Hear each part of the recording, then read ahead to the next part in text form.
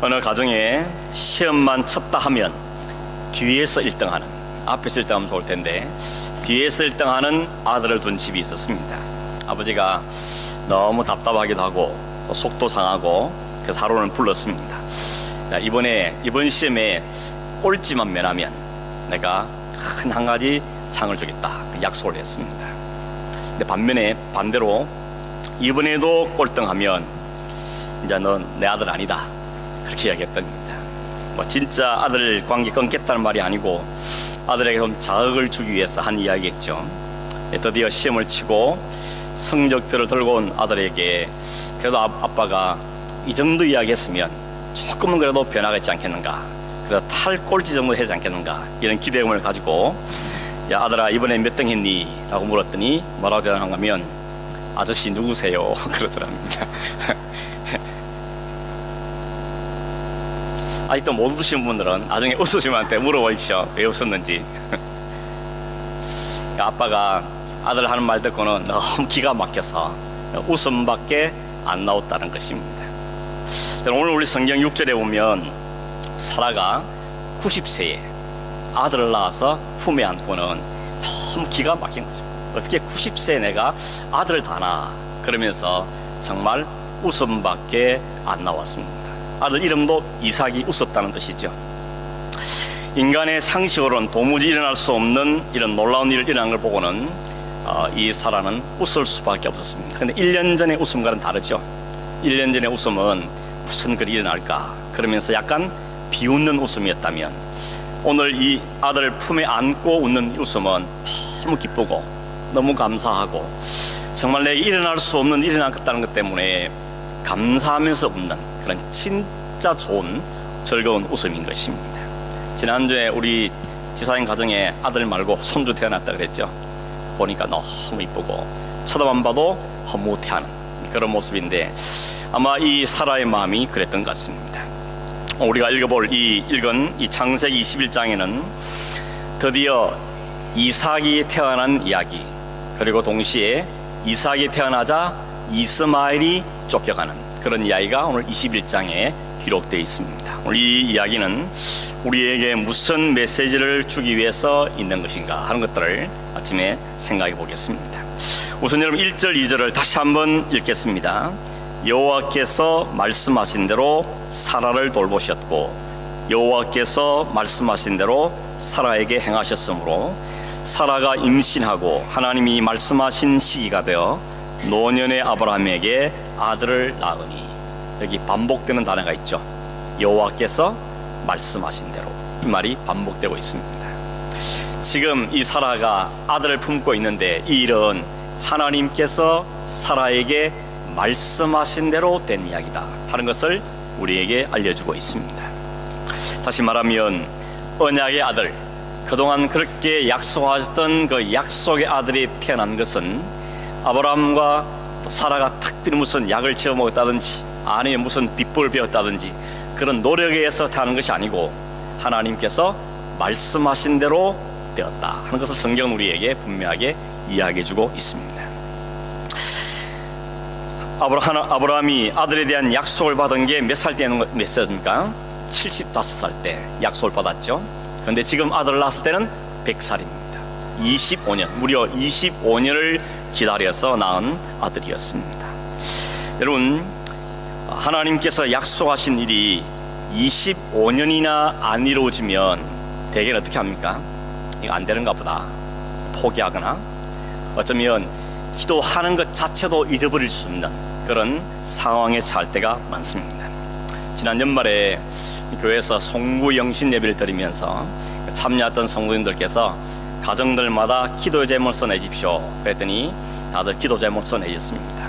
그 기도 제목들을 제가 잘 정리해서 이렇게 들고 다니면서 새벽마다 읽어보고 이 가정에 이 기도 제목이 이루어졌는가 하는 걸 생각도 하면서 아직 안 이루어졌으면 하나님 꼭 올해 안에 이루어 주십시오 이렇게 기도하고 있습니다. 근데 기도 제목을 냈던 가정 중에 일주일도 채 안 됐는데 하나님이 묘하게 응답해 주셨다고 그렇게 말하는 가정이 있었습니다. 제가 이야기 좀 해도 괜찮겠냐 허락을 받았습니다. 그래서 그 이야기를 잠깐 하겠습니다.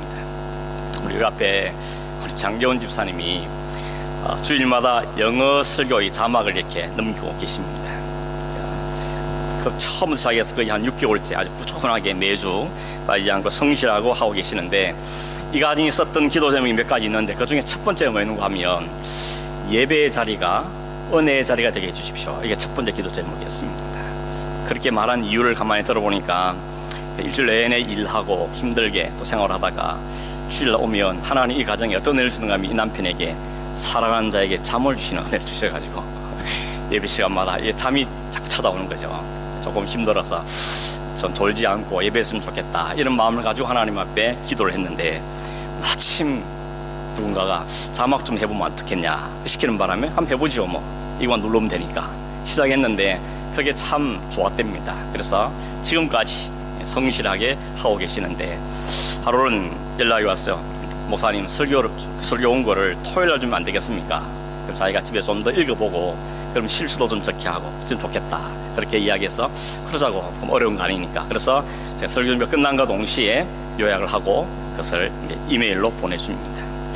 집사님이 하루 전에 설교 온 거를 읽고 또 실수하지 않게 했겠지만, 그러다 보니까 하나님의 말씀을 또 읽고 오고 또 하면서 듣고 그러면서 참 말씀의 은혜가 이런 거구나 하는 것들을 경험한다는 것입니다. 자, 참 잘됐다.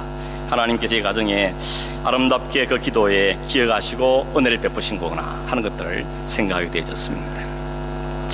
이렇게 빨리 응답해 주는 경우도 있지만 때로는 그 기도한 지 언젠데 여전히 아직도 응답될 기미가 안 보이는 그런 기도 제목도 있죠. 근데 오늘 이 아브라함을 보면서 25년을 기다린 이 아브라함 이야기를 보면서 우리가 한 가지 소망을 갖게 되는 게 뭔가 하면, 그리고 오늘 성경에 말씀한 것처럼 하나님께서 말씀하시면 말씀하신 대로 응답된다 하는 사실입니다. 여러분 믿으십니까? 하나님께서 말씀하신 대로 됩니다. 그럼 문제는 뭐겠습니까? 하나님 내게 뭐라고 말씀하시는가, 이걸 아는 게 중요한 것이죠. 하나님 내게 주신 말씀이 뭔가, 어떻게 하기를 원하시는가, 무엇이 하나님 말씀인가, 이 말씀을 붙잡는 것이 굉장히 중요한 것입니다. 근데 분명한 것은 하나님께서 오늘도 말씀하고 계십니다. 설교를 통해서도 말씀하시고, 혹은 성경책을 통해서도 말씀하시고, 혹은 다른 사람들 통해서도 말씀하고, 끊임없이 우리에게 말씀하고 계십니다.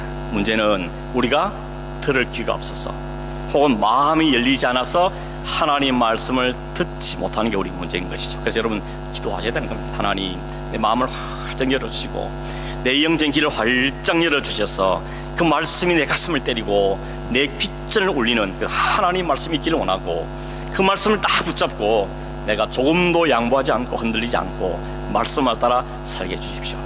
이제 여러분의 기도의 제목이 되길 바랍니다.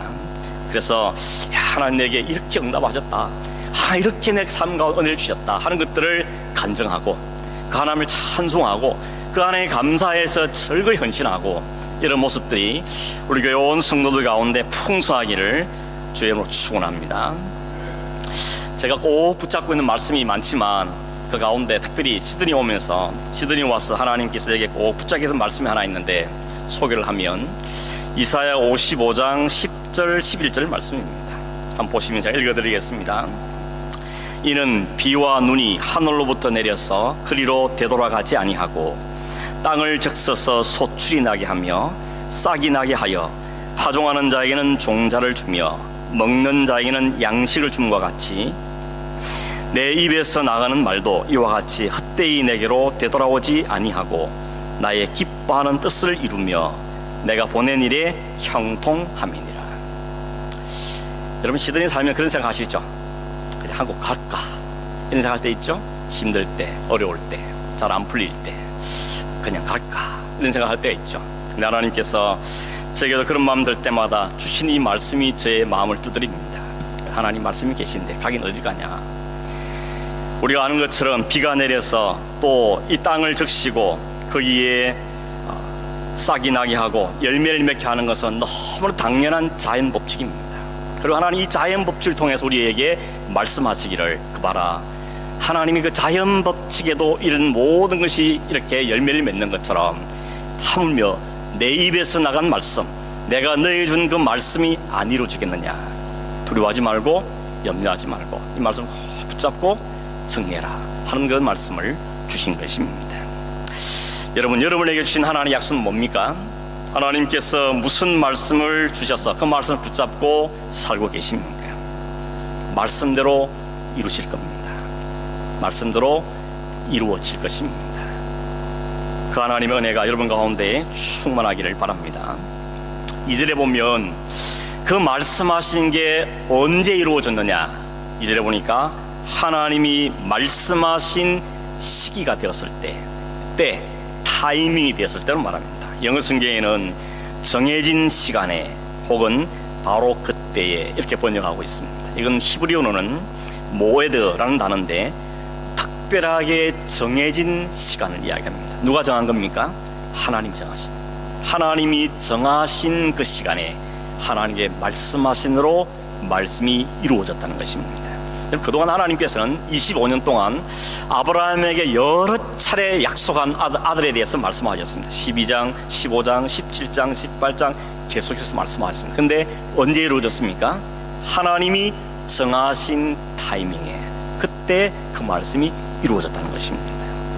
구약성경 하박국서 2장 3절에 보면 하박국 선지자가 성위에 서서 하나님께서 내게 하신 말씀이 언제 이루어진지 보겠다 그러면서 하나님이 이스라엘을 지켜보고 있었습니다. 하나님께서 하박국에게 말하기를 이랬습니다. 이 계시는 정한 때가 있다. 그 때가 속히 이르겠고 결코 거짓되지 아니할 것이다. 비록 더딜지라도 기다리라. 지체되지 않고 반드시 응할 것이다. 우리는 기다리는데 익숙하지 않죠. 기다리는 것 잘 못합니다. 아브라함도 그랬고 사라도 그랬습니다. 하나님 분명히 아들을 약속했지만 그 믿고 기다리는 게 너무 힘들었기 때문에 종을 내놓고 혹은 이스마엘을 내놓고 혹은 족한 롯을 내어놓으면서 하나님의 약속을 이루어보겠다고 했었던 것입니다. 아브라함 때도 그랬고 노아 홍수 때도 사람들이 그 하나님의 약속을 믿지를 못해서 비웃죠. 무슨 이 마른 하늘에 무슨 비는 홍수는 무슨 홍수냐. 소돔과 고모라성이 멸망할 때도 롯의 사위들은 그 말을 농담으로 여겼다 그랬습니다. 믿지 않은 것입니다.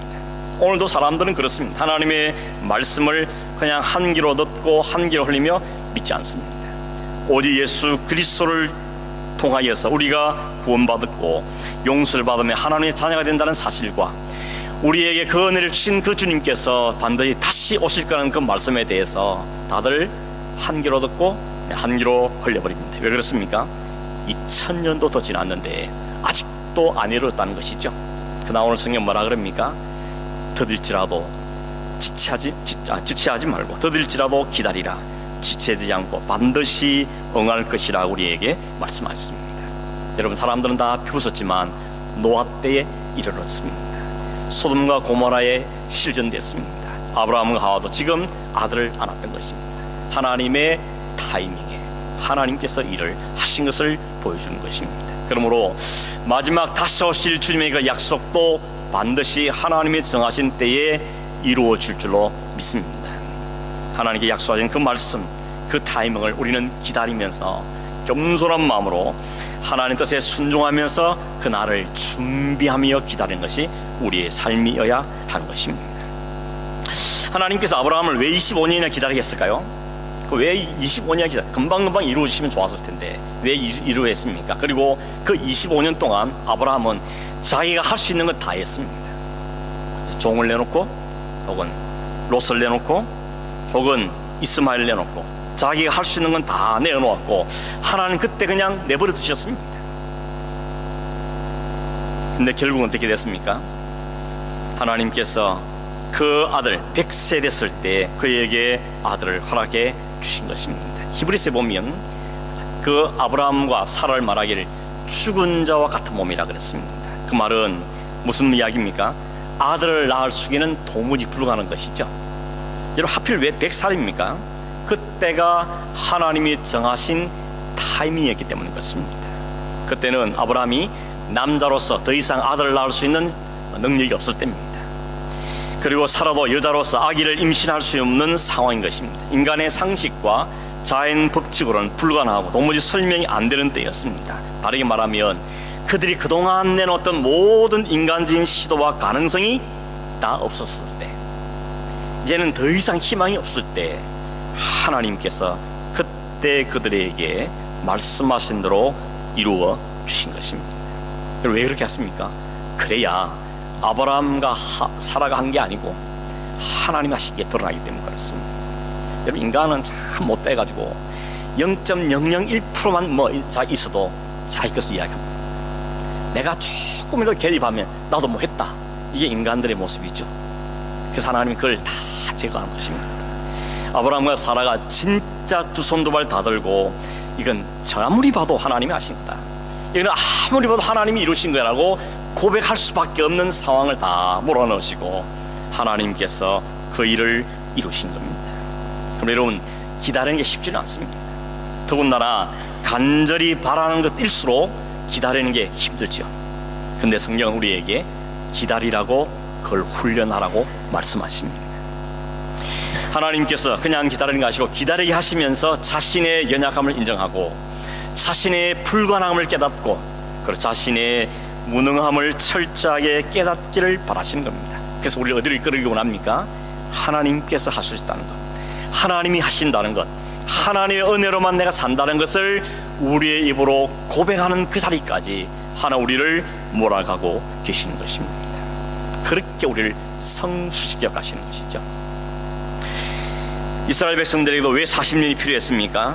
그들이 물론 정탐군을 보냈는데 정탐군이 부정적인 보고를 해가지고 그런 일을 겪었다 하는 것도 이유가 되지만, 그리고 40년을 통해서 하나님은 무슨 작업을 하시는가 하면 그들이 그 광야 40년을 지나면서 우리가 사는 것 자체가 하나님 은혜라는 것, 하나님께 위로부터 주지 않으면 우리는 살 수 없다는 것을 확실하게 깨닫도록 하기 위해서 애고의 모든 그 물을 다 빼버리고 하나님만 바라보고 살 수 있는 그 사람들로 성숙시켜 가기 위해서 하나님 그 광야의 40년을 그들에게 허락하신 것입니다. 그래서 광야의 40년은 헛된 기간이 아니고 하나님의 백성으로 만들어가는 훈련의 기간이었던 것입니다.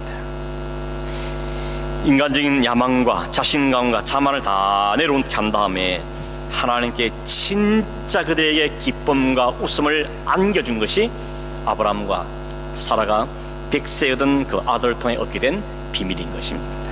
오늘도 하나님께서는 우리를 진짜 웃게 하실 터인데 그 웃음은 우리가 뭘 다 내려온 다음에, 내가 만들어낸 그 웃음 다 포기한 다음에, 내가 뭘 만들어내고 이루어내고 얻어내는 웃음이 아니고 오히려 하나님께 진짜 웃게 하는 그 웃음은 하나 우리를 잘 다듬으시고 훈련시켜서 우리에게 안겨다 주신 웃음이라는 것입니다.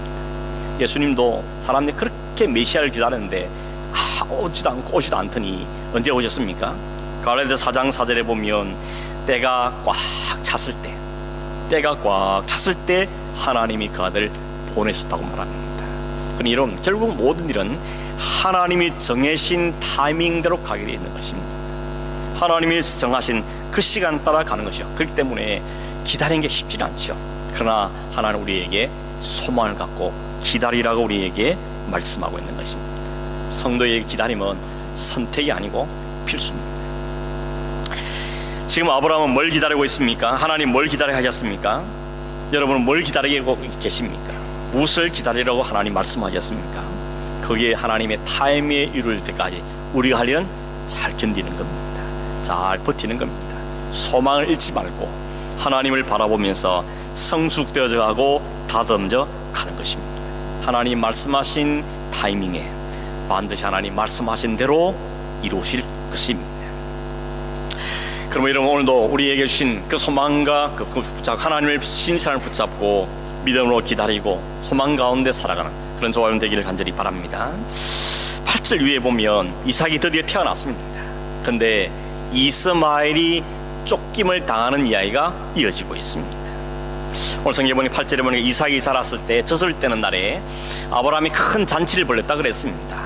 이때 몇 살 때인가 하면 대개 이삭의 나이가 3살 때라고 이야기합니다. 왜냐하면 고대 풍습에는 그 당시에는 아이가 3살 되면 그 아이를 위해서 큰 잔치를 벌였다. 우리는 돌잔치를 크게 하지만 왜 3살인가 하면 그 당시에 의학도 발달되지 않았기 때문에 종종 아이가 3살 되기 전에 죽는 일이 자주 일어나는 것입니다. 그래서 3살까지 잘 사는 거 보면 이놈은 이제 안 죽고 잘 살겠구나. 그래서 이 아이를 축하하는 의미에서 막 친구들 불러다가 큰 잔치를 벌였다는 것입니다. 한국에도 그런 일이 많이 있지 않습니까? 너무 먹을 것이 부족하고 또 질병도 많고 하니까 이놈이 태어났는데 제대로 살 건가 한 1년 지켜보다가 그 다음에야 출생신고하죠.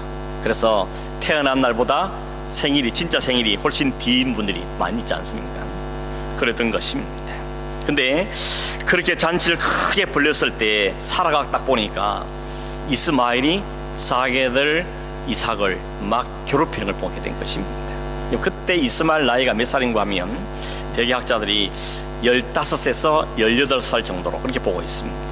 15살짜리 이스마엘과 3살짜리 이삭이 있는 겁니다. 15살 형이 이 아이를 괴롭히는 것이죠.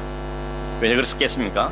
아니 그동안 자기가 온 사랑을 다 독차지했고 그리고 아버지의 뒤를 이어 자기가 이 집안을 이어갈 건데 이제 진짜 아들이 태어나 버렸으니까 이제 모든 게 다 헛사로 돌아갔으니까 그 아이를 구박하는 것입니다.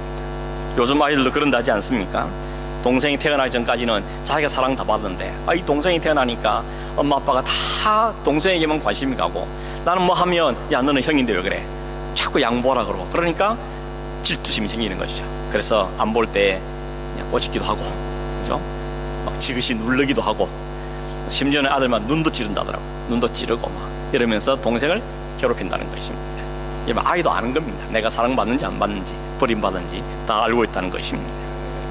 이 모습을 이 사라가 봐버릴 것입니다. 어떻게 하겠습니까? 바로 남편이 달려가서 바가지를 막 던진 겁니다. 저 여자와 저 여종과 저 아들을 내쫓아야 된다. 지금 당장 내쫓아라 라고 막 바가지를 걸었습니다. 사실은 말이 안 되는 이야기입니다. 왜냐하면 아브라함에게 하갈을 통해서 아들 낳자고 제안한 사람이 사라였습니다.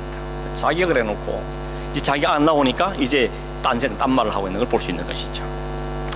아브라함이 일 때문에 많은 고민이 되었습니다. 어떻게 하면 좋겠는가 라고 심히 고민하고 있을 때 하나님께서 아브라함에게 말씀하시죠. 12절에 보면 네 여종이나 네 아들 때문에 그 애 때문에 너무 걱정하지 마라. 네 아내가 하자고 한 대로 다 하라 라고 말합니다. 왜냐하면 이유를 말하기를 이삭에서 나는 자라야 내 씨가 될 것이기 때문에 하나님이 그를 약속의 아들로 삼았기 때문이라고 이유를 이야기하고 있습니다. 그 하나님 말씀 듣고는 아브라함이 다음날 아침 일찍이 하갈과 이스마엘을 집에서 내쫓는 장면이 오늘 성경에 기록되어 있습니다. 여러분 이 이야기는 단순히 이 이스마엘이 분수를 모르고 동생을 질투하다가 쫓겨났다 그런 이야기 하고 하는 것이 아닙니다. 여기에는 상당히 중요한 영적인 의미가 담겨 있습니다. 사도 바울이 갈라디아서 4장에서 오늘 이 등장하는 이 이삭의 출생과 이스마엘을 잘 비교를 하고 있습니다. 여러분 갈라디아서 4장 22절 30절인데 읽어드립니다. 한번 보십시오. 기록된 바 아브라함에게 두 아들이 있으니 하나는 여종에게서 하나는 자유 있는 여자에게서 낳다 하였으며 여종에게서는 육체를 따라 낳고 자유 있는 여자에게는 약속으로 말미암았느니라. 이것은 비유니 이 여자들은 두 언약이라. 하나는 신의 산으로부터 종을 낳은 자니 곧 하갈이라. 이 하갈은 아라비아에 있는 신의 산으로서 지금 있는 예루살렘과 같은 곳이니 그가 그 자녀들과 더불어 종노릇하고 오직 위에 있는 예루살렘은 자유자니 곧 우리 어머니라. 기록된 바 잉태하지 못한 자여 즐거워하라. 산고를 모른 자여 소리질러 외치라. 이는 홀로 사는 자의 자녀가 남편이 있는 자의 자녀보다 많음이라 하였으니 형제야 너희는 이삭과 같이 약속의 자녀라. 그러나 그때 육체를 따라 난 자가 성령을 따라 난 자를 박해한 것 같이 이제도 그러하도다. 그러나 성경이 무엇을 말하느냐? 여종과 그 아들을 내쫓으라. 여종의 아들이 자유 있는 여자의 아들과 더불어 유업을 얻지 못하리라 하였느니라. 여러분 바울이 둘을 딱 비교하고 있죠. 이스마엘은 여종에서 태어났고 이삭은 자유 있는 여자에게 태어났다 그럽니다. 이스마엘은 육체를 따라 태어났고 이삭은 약속을 따라 태어났습니다. 이스마엘은 육체를 따라 태어났다면 이삭은 성령을 따라 태어났다고 둘을 대조하고 있습니다. 한마디로 정리하면 이스마엘은 아브라함과 사라가 자신들의 생각과 방법과 능력과 그걸 다 동원해서 만들어내는 인간의 작품을 대표하고 있는 것이고 이삭은 인간의 모든 가능성이 다 없었을 때 하나님이 능력을 부으셔서 하나님이 만드는 작품의 대표로 바울은 지금 이야기하고 있는 것입니다. 인간이 만드는 작품과 하나님께 만드신 작품을 이야기하고 있죠. 인간의 육체를 따라서 난 아들과 성령으로 딴 아들을 비교하고 있는 것입니다. 이것이 바로 율법, 옛 언약과 새 언약이고, 이것이 율법과 은혜이고, 이것이 바로 하나님께 말씀하여 역사하신 것을 우리에게 보여주고 있는 것입니다. 다음에 살펴보겠지만, 이삭이 태어난 장면은 장차 예수 그리스도께서 태어나신 장면, 그리고 그 그리스도를 통하여서 태어났던 교회의 모습을 잘 담고 있습니다. 예를 들어서 이삭은 성령을 따라 태어났다 그랬죠. 예수님도 성령에서 잉태되었습니다. 사라가 전혀 여자로서 임신할 수 없는 불임의 상태에 있었던 것처럼, 마리아도 남자를 가까이지 않은 동정녀로서 임신할 가능성 제로였습니다. 이삭이 하나님의 타이밍이 되었을 때, 그 시기가 되었을 때 태어난 것처럼 예수님도 하나님의 때가 꽉 찼을 때 탄생하셨다 그랬습니다. 그리고 이삭도 예수님도 태어나기 전부터 이미 예고하셨고, 뿐만 아니라 그의 이름까지 미리 지어졌죠. 아들을 낳으리니 이삭이라 하라, 아들을 낳으니 예수라 하라, 이름을 지어주었습니다. 더군다나 이삭이 나중에 모리아산에 자신이 번제로 드려질 그 나무를 등에 지고 모리아산을 올라간 것은 주님께서 온 인류에 대속하기 위해서 십자가를 지고 골고다로 올라갔던 모습을 그대로 보여주고 있는 것입니다. 결국 죽어야 될 이삭 대신에 어린 양 때문에 그가 살아서 내려왔는데, 주님께서는 자신이 친히 어린 양이 되셔서 친히 죽어주시고 부활하심으로 그 산에서 내려오셨던 것입니다. 그러나 여러분, 이삭의 출생은 단순히 악이 날 수 없는 나이 많은 가정에 하나님의 능력으로 아이가 태어났다 하는 것만 말하고자 하는 것이 아니라는 것이죠. 장차 하나님의 약속대로 오실 예수 그리스도의 탄생, 그리고 그 예수 그리스도를 통하여서 태어나게 될 교회의 탄생까지 그 안에 다 품고 있는 것입니다. 중요한 것은 뭡니까? 이 일은 철저하게 인간들이 해내는 일이 아니고 하나님께서 하신 일이다 하는 걸 오늘 성경은 우리에게 보여주고 있는 것입니다. 여러분, 사실 성경은 끊임없이 이야기하고 있는 겁니다. 성경 읽어보시면 창세기부터 요한계시록까지 인간과 하나님을 대조합니다. 인간의 작품들과 하나님 하신 일을 대조하면서 결국 하나님의 뜻대로, 하나님의 역사대로 모든 일들을 이루어진다는 사실을 우리에게 이야기하고 있는 것이 성경의 이야기인 것입니다. 그래서 굳이 아브라함이 100살이나 되었을 때까지 기다리게 하신 것입니다. 남자와 여자로서는 도무지 불가능한 그때, 하나님의 능력이 아닌 그때를 택하셔서 하나님은 그 일을 행하심으로 인간이 만드는 게 아니고 하나님이 하신 것이라는 것을 인정하게끔 만들고, 우리 성경을 보는 우리도 그렇구나, 하나님이 하시는 거구나, 인간이 조금이라도 보탤 수 있는 게 아무것도 없구나 하는 것을 우리에게 분명하게 깨닫게 하심으로, 오늘 우리가 그 하나님만 바라보고 그 우리를 시에 다 담당하신 그 예수 그리스도께만 초점을 맞추도록 행하시는 것입니다. 이제는 마른 막대와 같은 남자여 여자였지만 그 속에 무에서 유를 창조하시는 하나님의 능력이 임하시니까 죽은 몸에서 생명이 태어났다는 것입니다. 오늘 우리 안에도 마찬가지인 것이, 우리가 그리스도를 알기 전에 죽었던 몸이었는데 그게 하나님의 성령의 은혜가 임할 때 새로운 생명이 태어났다는 것입니다. 그 사실을 오늘 이 사건이 우리에게 보여주고 있는 것입니다. 오늘 여러분, 아담의 죄를 이어받은 하나님의 은혜를 떠나버린 인간들은 끊임없이 자신들의 행복과 자신들의 만족을 삶을 성공을 이루기 위해서 노력하고 또 구원에 이르겠다고 그렇게 애를 씁니다. 그걸 고스란히 그렇게 나아진 산물이 뭐냐? 그게 바로 이스마엘인 것입니다. 인간들의 노력에서 만들어낸 것이 바로 이스마엘입니다. 반대로 도저히 불가능한 상황에 있는 자들에게 하나님의 은혜가 임하니까 하나님의 약속 구원의 자녀가 태어나는 것, 그걸 보여주는 게 이삭이라는 것입니다. 그래서 인간의 행위를 대표하는 이스마엘과 하나님의 은혜를 대표하는 그 이삭, 이 둘이 충돌하는 것이죠. 공존할 수 없는 것입니다. 그래서 하나님께서 이스마엘을 쫓아내시는 것입니다. 인간의 모든 것들은 다 쫓김을 당하고 오직 하나님께 역사하신 하나님 은혜, 그것만 남겨두시는 것을 우리에게 보여주고 있는 것입니다. 여러분, 15살짜리 이스마엘이 힘이 세겠습니까? 3살짜리 이삭이 힘이 세겠습니까? 15살짜리가 3살짜리를 괴롭히는 것입니다. 언약 밖에 있는 자손이 언약 안에 있는 자손을 괴롭히는 것이고, 율법이 은혜를 짓누르는 것이고, 하나님의 인간을 행위를 대표하는 그 이삭이 육체를 따르는 세상이 은혜로 태어난 하나님의 백성들을 괴롭히는 것입니다. 그것이 오늘에도 일어나고 있는 현상들이죠. 그러나 결국 뭘 보여줍니까? 하나님은 이삭의 손을 들어주시는 것입니다. 왜냐하면 이유는 하나죠.